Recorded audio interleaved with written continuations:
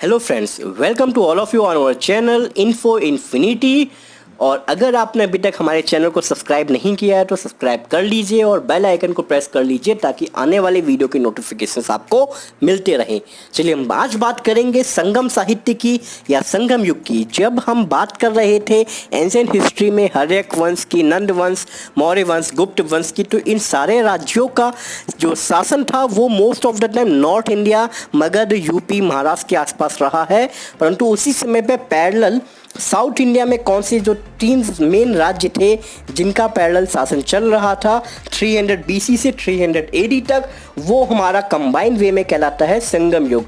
तो चलिए हम सभी का बात करते हैं संगम युग के बारे में।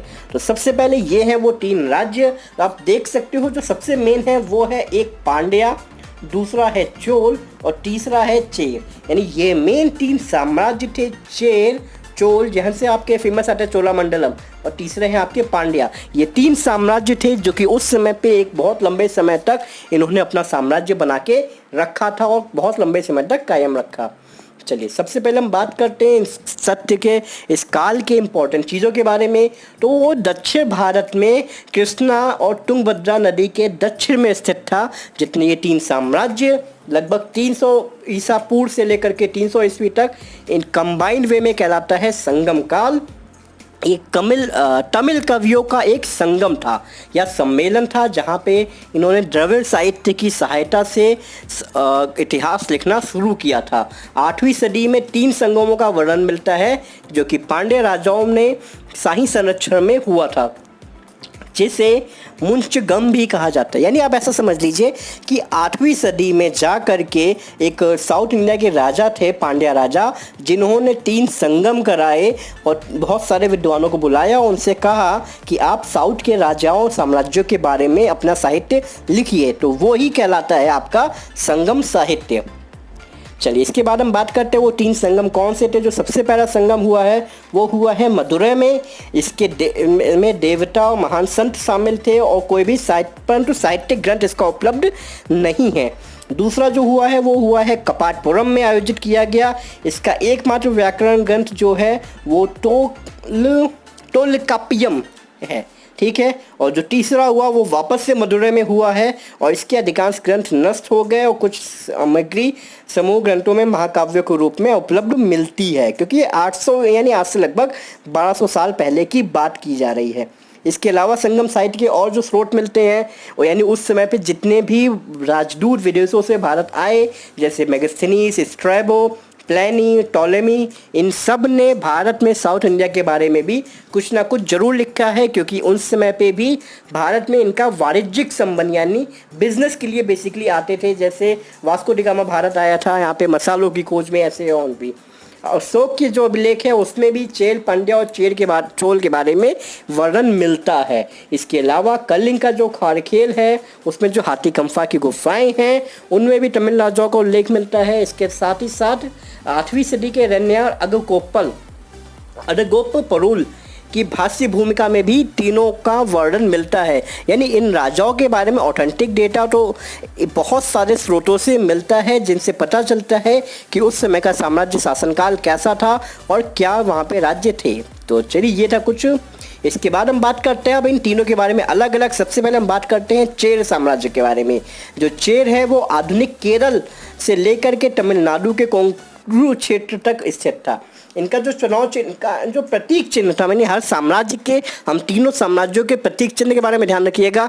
चेर साम्राज्य का प्रतीक चिन्ह था धनुष बाण, ठीक है। इनके जो सबसे महान राजा हुए हैं वो हैं सेनगुट्टवन या सेंगटुवन इन्हें कहा जाता है। इन्हें अच्छे चेर कहा जाता था। सबसे फेमस बात यह है अच्छे चेर किसे कहा जाता है, तो सेनगुट्टवन को कहा जाता है। चेर राजाओं का चुनाव चिन्ह क्या है या प्रतीक चिन्ह क्या था, चुनाव चिन्ह निकल जा रहा है, प्रतीक चिन्ह क्या था, वो था इनका धनुष बाण। नेक्स्ट, ईसा की पहली से लेकर के जो पुलगढ़ शिलालेख मिलता है उसमें इनकी तीनों पीढ़ियों के बारे में वर्णन मिलता है। इसके बाद क्या हुआ चेर साम्राज्य में, चेर राजा रोमन साम्राज्य के साथ व्यापार करते थे। कहा ना कि वहाँ के राजाओं के संग इनके व्यापारिक संबंध थे और कहा जाता है ऑगस्टस का एक मंदिर भी बनवाया गया है चेर साम्राज्य काल में। सेंगटुवन जिन्हें अच्छे चेर कहा जाता है, उन्होंने पत्नी पूजा की ये रस्म स्टार्ट करी थी। इसे कर्ण पूजा भी कहा जाता है, यानी इसके पूजा के बाद यह माना जाता है कि वहाँ पे जो शासन था वो स्त्री प्रधान था, यानी पत्नी प्रधान था। पत्नी राजा बन के रहती थी और वो अपने साम्राज्य को शासन के तरीके से चलाती थी। परंतु हाँ, विधवा प्रथा का वहाँ पे बहुत ज़्यादा उस समय मिलता है, यानी जब तक राजा है तब तक तो रानी ही वहाँ पे शासन करेगी और पत्नी की पूजा की जाएगी, स्त्रियों की पूजा की जाती थी। इसके साथ ही साथ चाइना में दूध भेजने वाले भी पहले व्यक्ति चेटगुट्टवन ही थे। इन्होंने, यानी अभी तक तो विदेशों से भारत में राजदूत आते थे, परंतु भारत से विदेशों में भेजने वाले पहले जो साम्राज्य था वो चेर साम्राज्य ही था।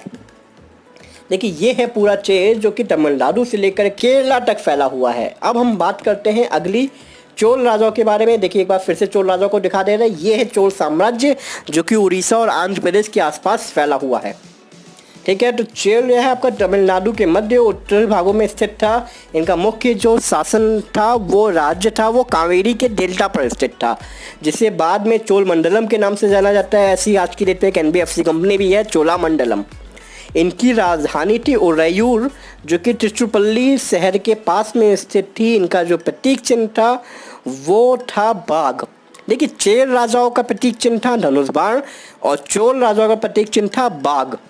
ठीक है, इनके पास अपनी नौसेना भी थी, यानी एक समुद्री तौर पे भी ये अपने आप में समृद्ध थे। और सबसे फेमस इनके राजा रहे हैं राजा करिकल। करिकल का नाम बहुत आता है चोल राजाओं के बारे में।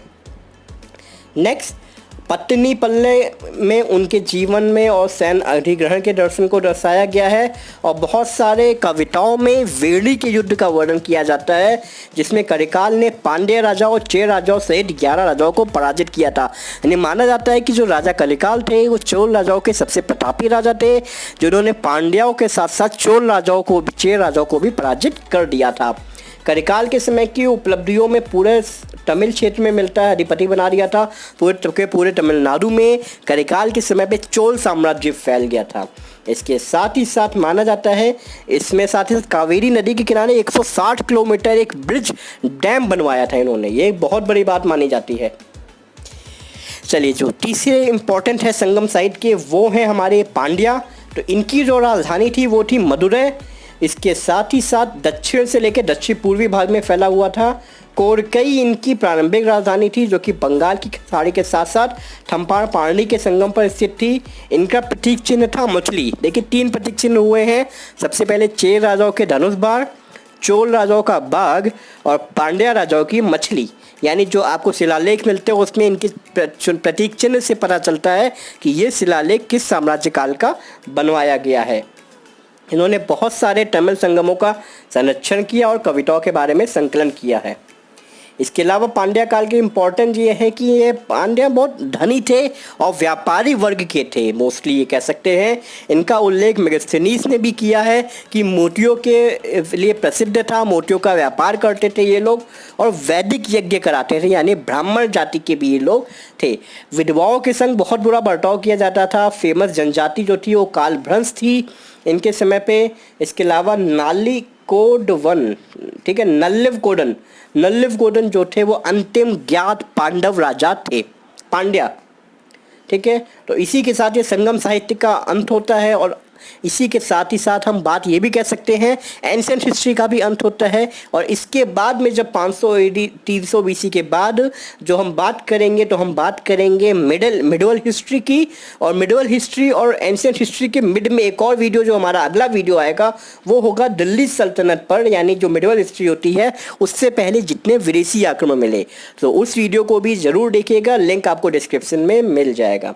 Thank you all of you. इसी के संग एंड करते हैं हम अपने संगम साहित्य का। Thank you.